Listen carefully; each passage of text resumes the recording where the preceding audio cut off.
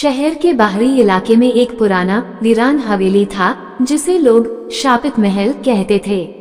इसके बारे में कहा जाता था कि जो भी वहां रात बिताने गया वो कभी वापस नहीं लौटा। कई सालों से बंद उस हवेली में कोई भी जाने की हिम्मत नहीं करता था। एक दिन आदित्य, जो एक जासूस था और अपने दोस्तों के साथ रोमांचक अनुभवों की तलाश में था, उस महल के बारे में सुनता है। उसे यकीन नहीं होता कि ऐसा कुछ हो सकता है।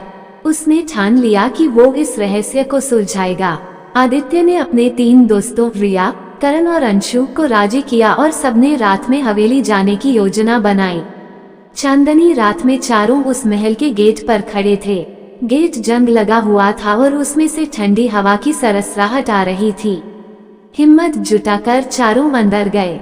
हवेली के अंदर अजीब सा सन्नाटा और एक ठंडक थी। हर कदम पर फर्श चरमराने लगता। दीवारों पर पुरानी धूल भरी पेंटिंग्स थी जिनमें अजीब चेहरे दिख रहे थे। अचानक एक दरवाजा खुद ब खुद खुला। अंदर अंधेरा था लेकिन लग रहा था जैसे कोई बुला रहा हो। चारों ने मोबाइल की टॉर्च जलाकर अंदर कदम रखा। कमरे में एक पुरानी अलमारी थी। अंशु ने अलमारी खोलने की कोशिश की लेकिन तभी जोर की आवाज आई जैसे कोई चीख रहा हो। चारों डर से सहम गए लेकिन आदित्य ने हिम्मत नहीं हारी। अलमारी के अंदर एक पुराना धूल से भरा डायरी मिला।